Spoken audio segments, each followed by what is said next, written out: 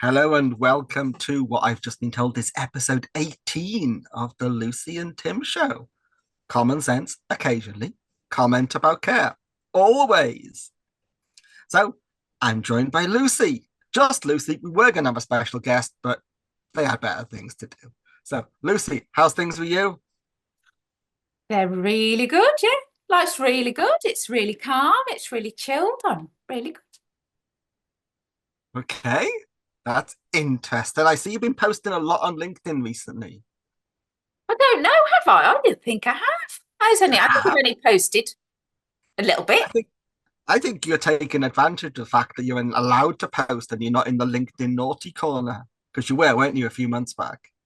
Yeah, I'm being very good at the moment. I am trying You not are. to be in. I don't want, I'm going to put it out there, Tim. Let's just put it out there.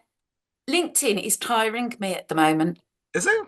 Yeah, because obviously whatever's happening in the world and LinkedIn, Yes. understandably, is full of it. Yeah. Um, and I can't change it. I can't do anything about No. it. And I think fundamentally I just need to work on focusing on controlling me, being a decent person, and getting on with Yeah. my day to day. Do you know what? If the world did that, what is going on in the world at the moment wouldn't be going on. Well, it wouldn't be going on. Think of That's the whole Lucy for point. Prime Minister. Do you know that's really interesting? Because Oh somebody no, asked, no, no, you're no. not going. You're not going to, are you? Right, okay. So I don't know if I've told you this. I'm actually a parish councillor for the hamlet that I live in. And Oh, go with me. So I did this over 12 months ago now, because there was a space and there'd never really been anybody from the hamlet I live in. And I was asked, there was a space, and somebody said, you'd be good, because over the previous few years, I'd worked closely with a highways liaison officer to deal with the speeding in the village. And we'd had numerous accidents where, unfortunately, I was the one that I ended up helping 5 different people in numerous different accidents. And one of them, there was somebody who had come around the corner and flipped a car, and I ended up supporting this person whilst they were waiting for the air ambulance, and we cut the village off, and my son was directing traffic. So it was a cause close to my heart, and I got what we wanted in the village. So I thought, oh, well, I'll put my hat in for the ring. Now, one of the neighbours saw me a few weeks ago. I was out walking the dog in the evening with my son, and he said, how's it going? I said, yeah, it's all right. It's a bit different. I said, it's weird for me because I don't do the talking how they want you to talk. I don't do deflecting, and I just tell it how it is. But I'm having to be very mindful of the words that I use and how I talk, because I don't want to upset people. And some people want a longer answer, whereas I can be on occasion quite direct. And he said, are you gonna, maybe run for an actual councillor? Or maybe do you think you could go into politics? And I was like, no, not happening, not on your Nelly, not doing it. But it did make me think, what if I had a different path? I mean, who knew? the Common Sense Party. Yeah, common sense and logic. And ultimately, I think the thing is for me is I can look at what goes on, and I have been saying for 2, 3 years that where we're at right now was going to happen. It's been brewing.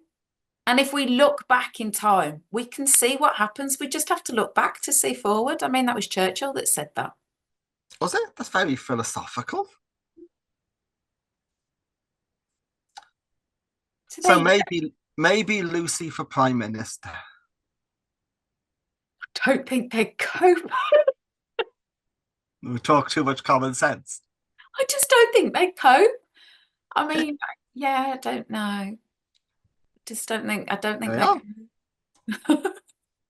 So, shall we get on to our topic for this evening? Yeah, because Okay. So this we was got an, this was your topic idea. it was, but you liked it for once. I did. I always like your top tip. No, don't. I want to call you Timothy now, but I don't know. So our topic for this episode is why people should leave their jobs or their job should leave them. Now, I thought about this because of some recent circumstances involving a couple of the care services I'm supporting. Um, One of which a registered manager is leaving her job, but not for the reason that most leave their job. So she isn't leaving to go and get another job. She isn't leaving because she doesn't like her job. She isn't leaving because she's burned out. She's leaving because being a worker in the care sector at this point in her life isn't right for her. And she's taken the brave decision to leave, and she doesn't have a job to go to just yet. And she might come back to care at some point in the future, but she might not. But she's absolutely an enormous loss to the care sector. And if she's watching or listening to this, then she knows I'm talking about her. And I told her recently that she's a loss to the care sector and she does need to come back. But she's not left the service on bad terms. She's left on good terms with her employer. So for her, it's right for her to leave. But then I thought, how many people now are in a job that they dislike, are in a job that they're not particularly good at? And how many of them feel stuck? Where in reality, they're not stuck, are they? And I'm sure you will explain why with lots of theories and wisdom, why people are not stuck and they need to do something about it. You know, it's really interesting listening to you talk because obviously, as you've explained, I messaged you and said, our planned speaker can't be with us. What shall we talk about? And you came back with this, but I obviously didn't understand the context of where your thought came from. And listening to you, I can actually feel an empathy with this person. And I find myself reflecting. I find myself reflecting on a few things. And I find myself reflecting on my life 6 years ago when I left my job because I had to make a choice. It was my work, it was my family. And I also find myself reflecting. And in fact, you said she's taking the brave decision. I went out for somebody with coffee with a friend yesterday. And it's somebody who I've known through social care for a long time. And over that period of time, we'd worked together. You know, they've got me to do work for them in my own business, this, that, and the other. And we've become friends. And I think yesterday was a point where our friendship has become a friendship removed from anything work related. And we talked about the fact that going back a couple of months ago, I deregistered as a nurse. And her words were, that was a very brave thing to do. I don't see it as brave. I see it that the decision I made at the time was the right decision for me for either the right time in my life or for where I'm at now with where I'm going next in my life. Interesting how a topic makes us reflect. I said to my wife earlier that we were doing a recording. I said, what are you going to talk about? And I said, we're talking about why people should leave their jobs or their jobs should leave them. And she looked at me and said, it's a bit like the pot calling the kettle black, isn't it? And she's looking at me, what are you talking about? Then she said, well, you know me, that I stayed in the care sector as a provider for far too long. And I should have ceased probably 3 years before I ceased being a care provider. And then I found myself justifying why I didn't. I found myself saying, well, it's a lot easier to leave your job when you're just an employee. You get another job, you hand your notice in, you leave. It's a lot more difficult when you own the business. Now, in terms of logistics, it probably is a bit more difficult when you own the business. But mentally, emotionally, it isn't actually any more difficult, is it? You've got to be brave. And listening to you and me using the word brave, I realized that I wasn't brave enough to do it when I probably should have done. And that was to my detriment, both personally, financially, emotionally. But hey, you can't turn the clock back, can you? No. And it's Can't. interesting you say about the brave thing again, because if we look at a reason why you didn't potentially, well, being there doing what you were doing was safe, Oh, maybe. I don't think that's the reason. It might be part of the reason. I actually don't know the entire reason. I imagine it's not reason, it's reasons. And I would have probably thought there are 100 reasons why people don't leave their jobs when they should do. Mm-hmm. And there are 100 reasons why employers keep people that they shouldn't keep. Mm-hmm. And some of those are big reasons, some of them are little reasons, but all of them are reasons that contribute to the big reason. Mm-hmm. So I don't think there is any one reason. But then something happens, doesn't it? Something happens to push people into making that decision. And it's usually something bad, isn't it? You see, I don't know about you, but I found in life that life tends to give you a lot of the same stuff until you learn the lesson. And it might Yeah. be, and it might be that you're doing something over and over and over again, and you're getting the same thing, and you're not learning the lesson. So that for some reason, life just comes in and says, you're not learning the lesson, then I'm going to take it away from you then. Or I'm going to teach you in a way that you will learn the lesson. Maybe. Maybe in some cases, but I just think that people think that it's going to change. Employers Okay. think that So that this is an employee is going to interesting thing, change. isn't it? Stockdale paradox. Look, she says that like I'm supposed to know what she's talking about. Do you And not now know? that I don't, she's realized I don't, so she's going to now explain it. This is exciting. Right. Okay. Because I don't know what you're talking about. So you've just mentioned about people sitting there going, hope it'll get better. Yeah. It'll get better when we'll give him another 3 months and it'll get better. It's fine. It's Yes. fine. Doesn't matter. I'll send this email and I'll tell them how I feel. And even though they've shown me time and time again, they've got no respect for me. They're not supporting me. They're going to, oh, yeah, it's fine. We'll fix it. We'll fix it. It'll be all right. Don't worry. Don't worry. 3 months down the line, it's still the same. Nothing's changed. It'll be all right. I'll give him another 3 months. It'll be fine. I'll just, it plays out. Mm-hmm. Stockdale paradox. Vietnam War, there was an air vice marshal, American Navy got shot down, prisoner of war.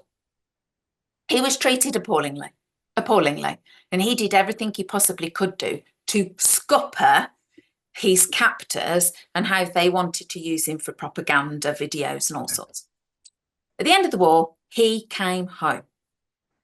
And there's colleges in America, in the naval colleges named after him. He got numerous awards and he's got battleships and all sorts named after him. This guy knew what he was doing and he worked his way up, really quite highly respected.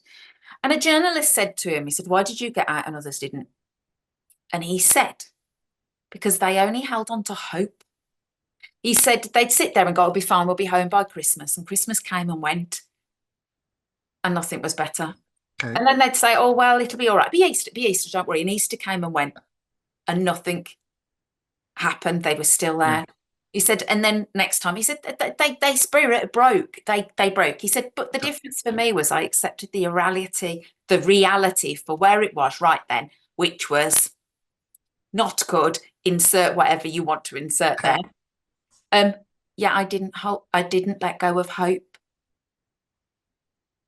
So in those situations where it's tough and you've got a situation Yeah. where you've fallen out of love with your employer or your employer has fallen out of love with you, Yeah. you have to accept the reality for where it's at.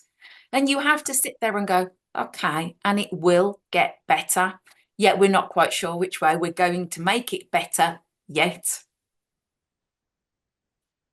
But it might not get better with the same protagonists. Person, exactly. Because I think sometimes people are just in the wrong job, Yeah. either because they were the wrong person selected for the job, or more likely, they were the right person at the time and the job has changed or they've changed. They've changed as well as Yeah. the job's changing, the environment's changing. Something might have happened in their Yeah. personal life. It might have Yeah. been a change of management and they no longer have a good rapport with that management. Well, interesting you should mention that. The lady I told you about before who's leaving, I've met her replacement. And her replacement is excellent. I've only met her for 2 hours, but the attitude is there. I mean, and she gets it. She really does get it. But she previously worked for another employer, a small domiciliary care agency that has been swallowed by one of the big corporate domiciliary care agencies. And their corporateness has been imposed on her. Mm. So it wouldn't align with her values. Absolutely not. And she's attempted to turn the corporate tide. But then she's realised pretty quickly there ain't no chance of that happening, is there? No, because if it doesn't align with her values, she'll feel like a square peg in a round hole. But isn't it interesting? She attempted to turn the corporate tide. Mm. And then for her, thankfully, she realised pretty soon that wasn't working. And she's just decided, this is not for me. I'm going to get myself something that is for me. So I'm guessing, and obviously I don't know this person, but I'm guessing they've got a good level of emotional intelligence to be able to work out and reflect where they're at. Yeah, I would say so. Um, yeah, yeah, I would say so. When I say the attitude is right, I think that was a contributory factor. Okay. I would also suggest that they have a relatively decent level of self-esteem. I would say so, yeah. In fact, I found myself typing into an email to someone this evening about this lady. I look forward to being able to advise and support her, which I do. But I didn't put that because it was a platitude. It was because I genuinely feel I can work with this person. You know me, I don't do platitudes. I don't type hello, how are you in an email because to be honest, I don't really care how people are. And I feel really uncomfortable when people Hang on ask a minute, me, Tim. Hang on a minute. pardon? What was it you said before we started this? Oh, I care about you. No, no, no, no, no. Hang on a minute. Hang on a minute. You literally sat there and went, get on with it, press record. Sorry. You don't need to apologize the second time. I just called you bossy. I'm not bossy. I'm just, it Direct. sounds really bad. It makes it sound like I don't care about people. You I do do care care about about people. people, You've got a job to do. but I don't feel the need to ask them how they are. But if I was with somebody who was going through a really bad time and they looked awful, I would do whatever I could if I could do anything to help them. Yeah, I know you would. So when I ask people how they are, it's when I ask, I mean it. Whereas I think many people ask and they don't mean it. So occasionally I do tell people when they ask me how I am, and I do tell them. And you can tell if they mean it or not, can't you? Yeah. But those are, what do we call them? Social etiquettes. They're things that we've been told we should Yeah, do. I'm not that good at that. Do you know what, Tim? You're all right. You're all right. So, going back to where we were at.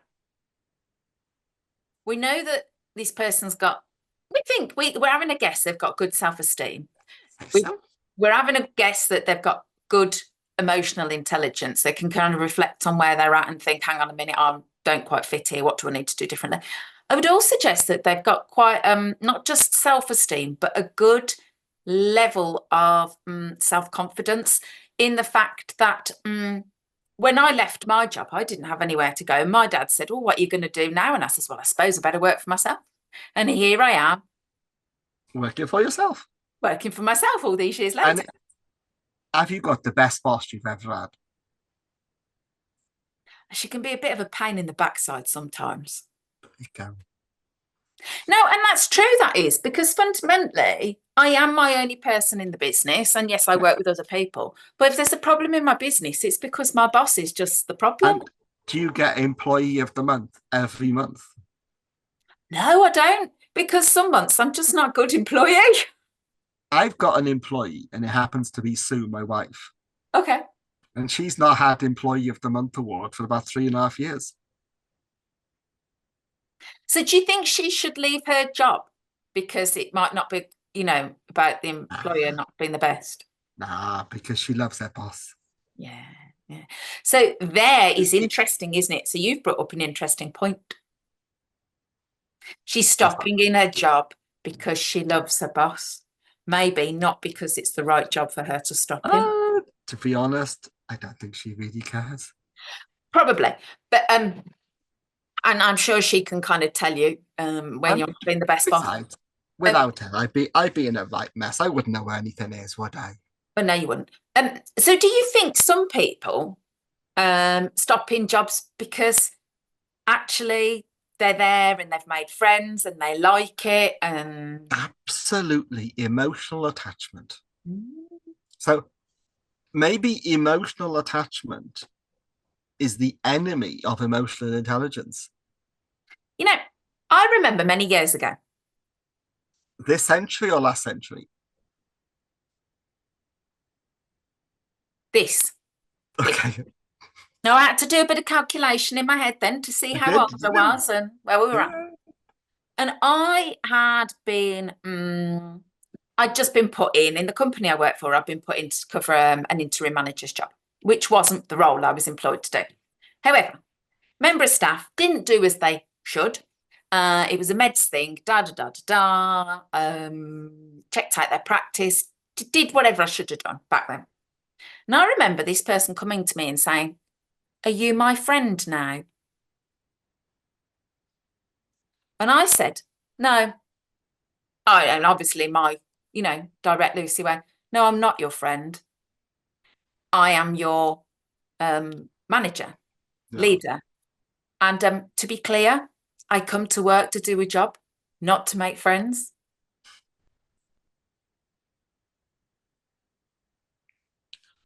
That wasn't particularly emotionally intelligent, was it?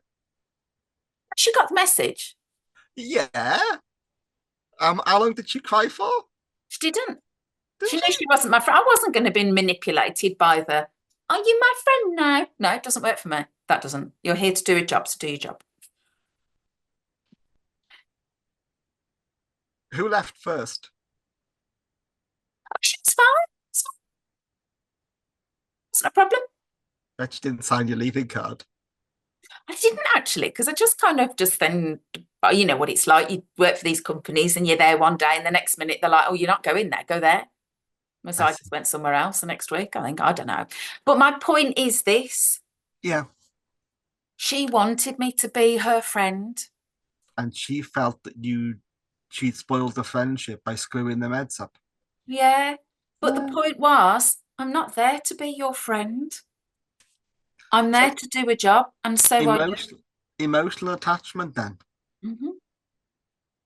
the enemy of emotional intelligence. And actually, I think that's quite dangerous because that kind of level of attachment can then create a culture where people keep things quiet and closed and Yeah. hidden because you can't say that you're my friend. So are we saying that all of those people that are emotionally attached to their job but recognize that it isn't the right fit. Them, the job, and them. They're actually doing themselves and their employer harm. Absolutely, massively so. So And we're, then we see this all the time on, especially on Facebook, don't we? I yeah. mean, Facebook, every manager who contributes to a Facebook managers group is burned out, it would appear. I mean, I'm exaggerating, but there are a lot of posts, aren't there? Do you know what, Tim? I'm going to say something now you might not know. And actually, I might shoot myself in the foot by saying this. Are you sure you want to say this? I'm saying it. Go on then. I do not follow a single care managers Facebook group anymore Why do you not do that? because, for one, I have actively chosen that I don't have the knowledge and experience that I used to have to Okay, be able to engage in some of these conversations. okay, that's a There's good reason. a professional reason. But the other reason is I genuinely believe that it is really hard to ask for help. Yet, as adults, we are responsible for ourselves. And I understand we can be in environments that are very difficult and we can't ask for help. But I have grown tired of offering help to people who do not want to take responsibility for themselves and the problems that they find and the situations they sit in, and who go onto Facebook and empty out emotionally and just do it because they want attention. Ooh, so you think they're attention seeking? No, I think they're hurting. And I don't think that they know how to actively seek the support that they need. And offloading to Facebook might meet an immediate need to offload to somebody. It's Yeah. not somebody, is it? It's like you're offloading to people and you don't have to take any notice of what they say. Whereas if they, for example, if they were being supported by you, if they offload to you, you would make them take responsibility for what they say and their actions. Yeah. And they haven't really got much choice because it's confronting them in their face and in their ears. Whereas to do it on Facebook, you can just ignore the comments that say you're an idiot. Not that any of them do, because they And all you just, can also ignore the comments that say there is support, here is how you access it, yeah. because they're not ready yet. And ultimately, what you can do is collect a lot of opinions that support your reality that it's awful out So, there. what I think is philosophically, I think there is a job for everybody and there is a body for every job.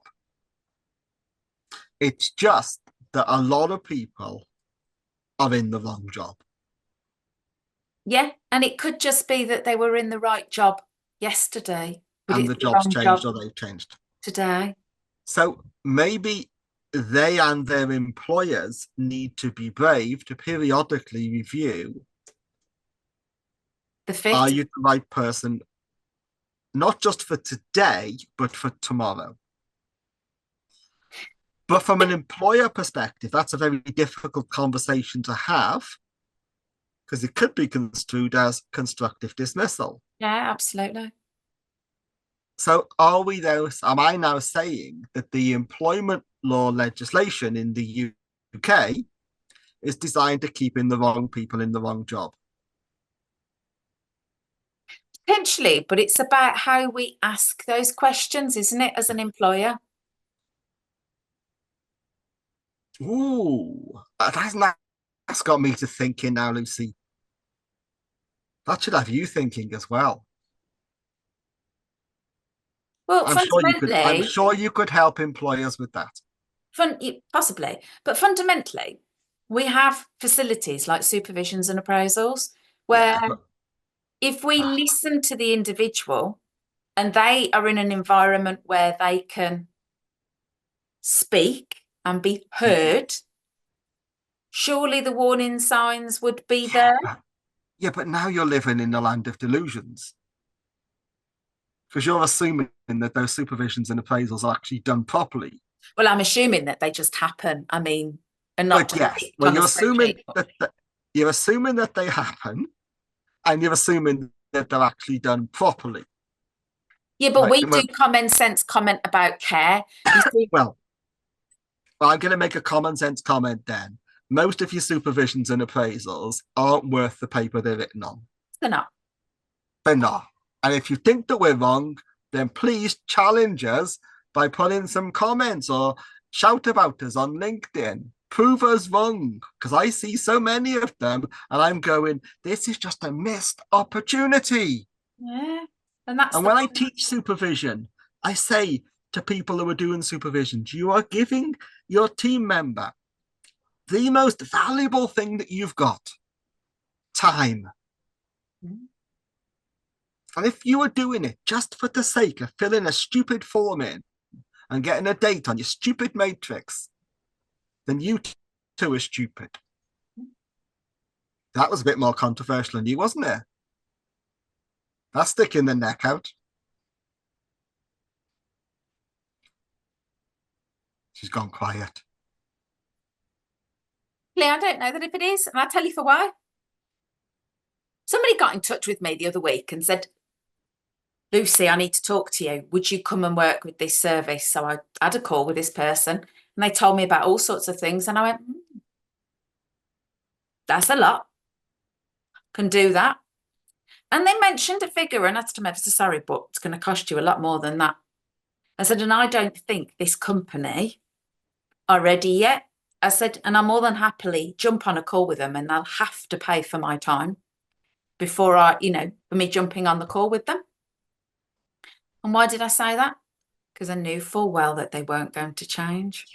They weren't going to make the commitment.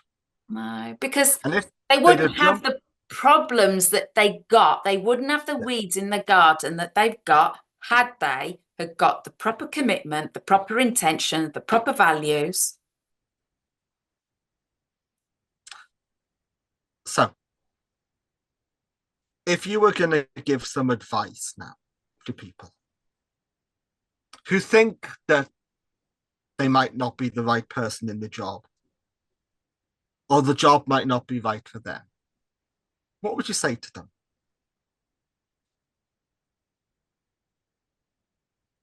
Okay. I would say if you are an employer or an individual and you're thinking that one way or another the fit isn't working, Yeah, ask yourself, are you trying to get away from something? So, as an individual, are you trying to get away from this employment? I need to get away. I can't yeah, cope. I've had enough. Right. If you're an employer and you have somebody, are you saying, I need to get rid of them? We need to mm-hmm. be shot of them, need to be done. That is away from motivation. It is. Okay. Now, away from motivation is not good because once you've got away and you haven't dealt with the reason for why you want to get away, once you're far enough away from that thing, you'll start looking back and going, oh, well, I missed that. I better go back. And you haven't done anything for the reason for why you left in the first place.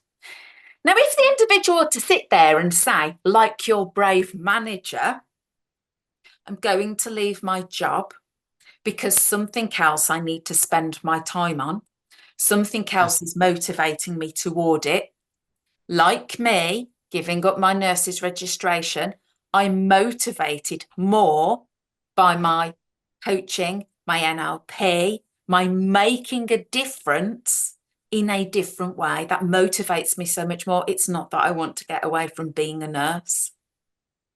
If you're an employer and the fit is, this isn't working, okay, well, we need to find somebody that's going to fit us as a yeah, community who can be inspired by our vision. Can you see the difference? yeah. But if you don't do anything, nothing will change. No, and you'll just get, You'll results. get both parties will suffer. Yeah, you will. And in the extreme, that could be fatal for both parties. Yeah. So employers and employees have a responsibility in this respect. Yeah. However, we must caveat that by saying employment law does really get in the way a little bit. Yeah. Yeah, it does. So please, employers, don't go having difficult conversations with your employees the day after you listen to or watch this episode because we take no responsibility for how badly you bugger that up.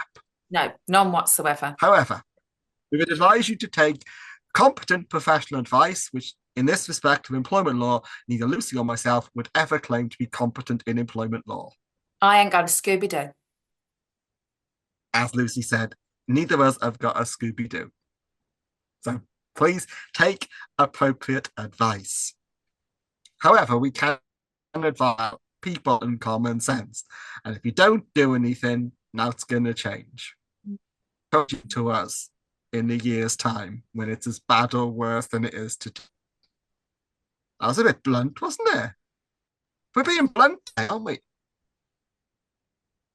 But why not? I think those that are ready to hear us will hear us and Yeah. won't be offended at all by what we've said, and will probably be saying stuff that they're saying. And those that aren't ready to hear us won't watch our video anyway. And I'm going to put this video in every single one of those places where they lurk And to see if they're brave. bottom line, people do not have to put up with being unhappy in a relationship, regardless. There is help, there is support, Yes, but it's yes, down to the yes, person to take the first step. And it's the first step that's the bravest. yes. So that's why we use the word brave. I have total admiration for people who hand in their notice because the job isn't right for them. As an employer, when I was an employer of many people, if anybody decided to leave, they absolutely went with my blessing. And some people, that decision was helped along the way by me gently putting ideas in their heads. Because as employers, we do not own our employees. We buy them. It's not slavery. It's a financial transaction. An We pay for their exchange. activities. It's what? It's an exchange. You do work It's for an me, I'll pay you. exchange. It's money in return for knowledge, skills, time, and experience, wisdom, attitude. And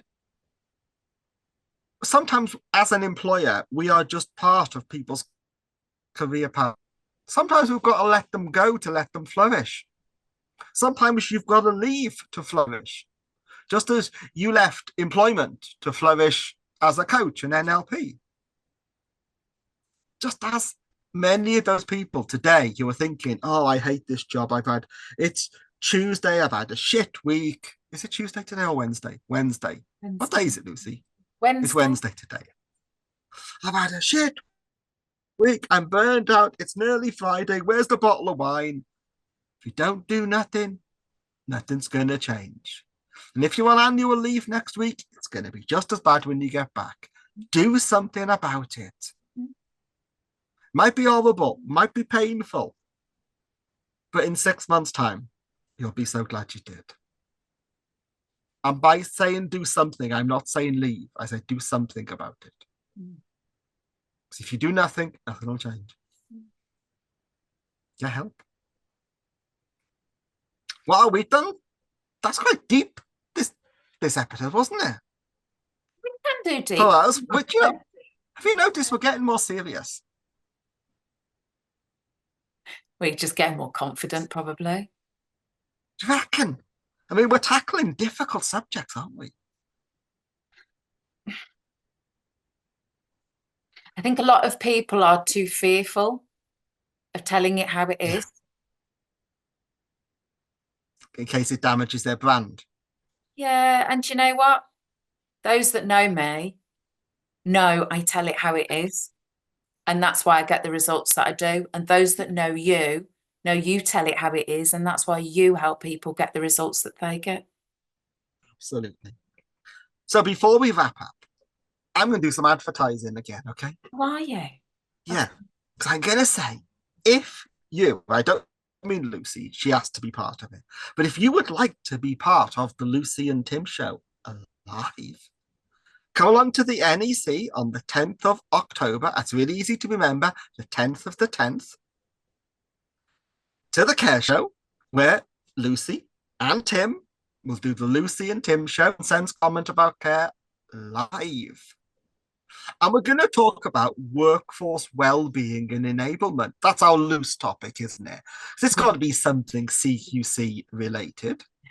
It's about the middle of the day, and we would absolutely love audience participation. Good. We would like you to be part of our show. Wouldn't we, Lucy? We would. You never know.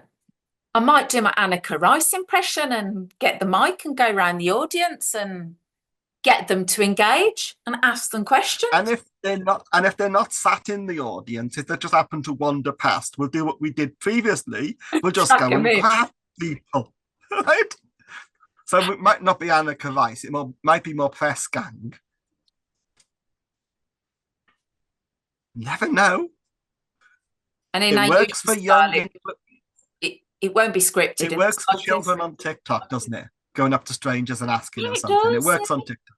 Yeah. Yeah. So maybe we'll just do, the old person's version of that. Speak for yourself, Tim. I was speaking for myself. Good. So yes, 10th of October, about the middle of the day. As this I'm an old person, I've actually forgotten the time. I'll think about it Never near mind. the It's time. I sometime don't need around to the think middle of the about it day. today. So we're going to do it live. So please come and I'm going to be there all day on the 10th. I guess Lucy is too. Come and find us. We're quite easy to recognize. We might even have t-shirts on. We might. Advertising. You did suggest it once, didn't you? I did. I haven't thought about it You since did. then. We will need to think about it soon. That's Right. effort. So I know. So shall we stop whittering on and draw this episode to a Yeah, conclusion? because I want to go and eat my tea.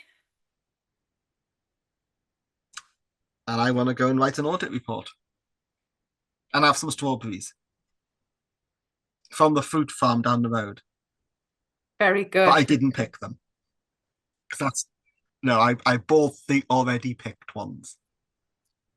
What are you like? I'm off So to have steak and chips. switch it off then.